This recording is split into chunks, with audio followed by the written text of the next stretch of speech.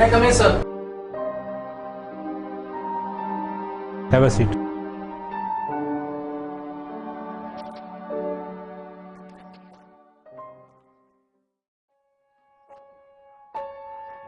Science. Science, science, science. Science requires proof. As this is my first class with you, I will explain it my way.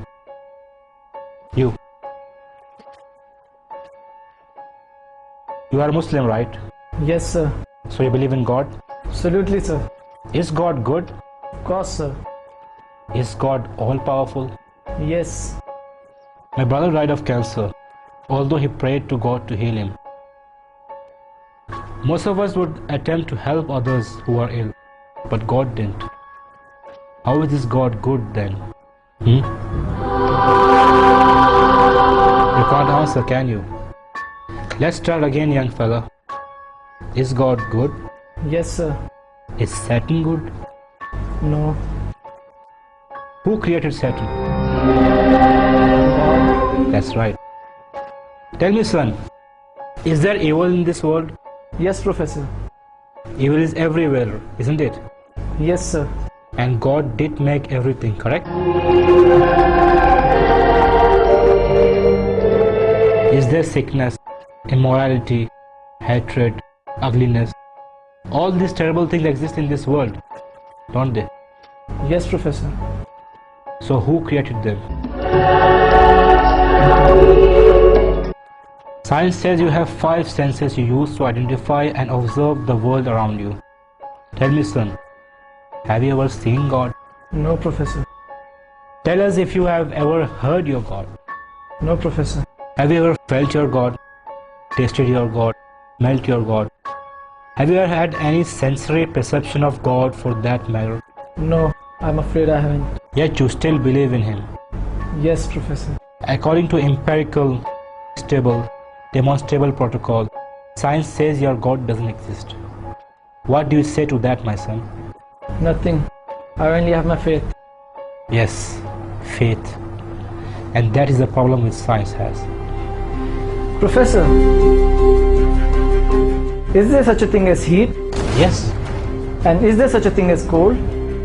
What kind of question is this? We all know there is cold. No, sir, there isn't. You can have lots of heat, superheat, mega heat, white heat, little heat or no heat, but we don't have anything as cold. We can hit 458 degrees below zero, which is no heat, but we can't go any further after that. There is no such thing as cold. Cold is only a word we use to describe the absence of heat. We cannot measure cold. Heat is energy. Cold is not the opposite of heat, sir, just the absence of it. What about darkness, Professor? Is there such a thing as darkness? Yes, what is night if there isn't darkness? You are wrong again, sir. Darkness is the absence of something. You can have low light, normal light, bright light, flashing light. But if you have no light constantly, you have nothing. And it's called darkness, Professor. In reality, there is no such thing as darkness. If it is, you would be able to make darkness more darker, wouldn't you? So what's the point you're trying to make, young man? Sir, my point is your philosophical premise is flawed. Flawed? Can you explain how? Sir, you are working on the premise of duality. You argue that there is life and then there is death, a good God and a bad God. You are viewing the concept of God as something finite, something we can measure. Sir, science can't even explain a thought. It uses electricity and magnetism, but has never seen, much less fully understood either one. You view death as the opposite of life, is to be ignorant of the fact that death cannot exist as a substantive thing. Death is not the opposite of life, just the absence of it. Now tell me, Professor, do you teach your students that they evolved from apes? If you are referring to the natural evolutionary process, yes, of course I do. Have you ever observed evolution with your own eyes, Professor? Since no one has ever observed the process of evolution at work and cannot even prove that this process is an ongoing endeavor, are you not teaching your opinion, sir? Are you not a scientist but a preacher, Professor? Is there anyone in the class who has ever seen Professor's brain? No one appears to have done so. So according to the established rules of empirical, stable, demonstrable protocol, science says that you have no brain, sir.